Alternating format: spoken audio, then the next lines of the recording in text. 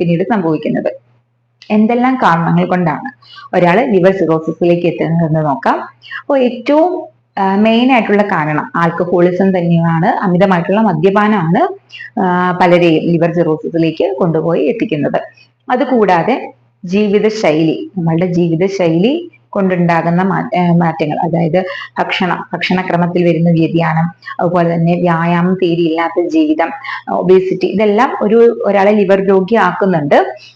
പിന്നെ fatty liver, പലപ്പോഴും ഒരു അബ്ഡോമിനൽ സ്കാൻ ആക്സിഡന്റലി എടുത്തു കഴിയുമ്പോൾ ആക്സിഡന്റലി കണ്ടുപിടിക്കപ്പെടുന്ന ഒരു കോമൺ ആയിട്ടുള്ള ഒരു അവസ്ഥയായി മാറിയിരിക്കുകയാണ് ഈ ഫാറ്റി ലിവർ. ഇതിന്റെ ഗ്രേഡ് 1 ആയിരിക്കും പലപ്പോഴും നമ്മളൊരു സ്കാനിങ്ങിൽ കാണുന്നത്. അപ്പൊ നമ്മളത് പ്രോപ്പറായിട്ട് മാനേജ് ചെയ്തില്ല അല്ലെങ്കിൽ ട്രീറ്റ് ചെയ്യുന്നില്ല എന്നുണ്ടെങ്കിൽ ഇത് പിന്നീട് ഗ്രേഡ് 2ലേക്കും ഗ്രേഡ് 3ലേക്കും പിന്നെ നാഷ് എന്ന് പറയുന്ന ഒരു അവസ്ഥയിലേക്കും, അതായത് നോൺ ആൽക്കഹോളിക് സ്റ്റീറ്റോ ഹെപ്പറ്റൈറ്റിസ് എന്ന് പറയുന്ന ഒരു അവസ്ഥയിലേക്കും പിന്നീട് ലിവർ സിറോസിസിലേക്ക് കൊണ്ടെത്തിക്കുന്നതായിട്ട് കാണാറുണ്ട്.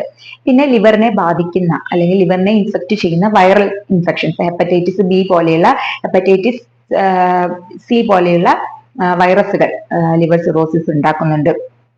ചില ഓട്ടോ ഇമ്മ്യൂൺ ഡിസീസസ്, അതായത് നമ്മുടെ ശരീരത്തിലെ പ്രതിരോധ വ്യവസ്ഥ തന്നെ നമ്മുടെ കരളിന് എതിരായിട്ട് ആന്റിബോഡീസ് ഫോം ചെയ്യുന്നത് മൂലം ലിവർ സിറോസിസ് ഉണ്ടാകാറുണ്ട്. പിന്നെ പല ആളുകളിലും ഹെറിഡിറ്റി ഒരു ഫാക്ടർ ആകാറുണ്ട്. നമ്മളുടെ വീട്ടില് നമ്മളുടെ പേരൻസിന് അല്ലെങ്കിൽ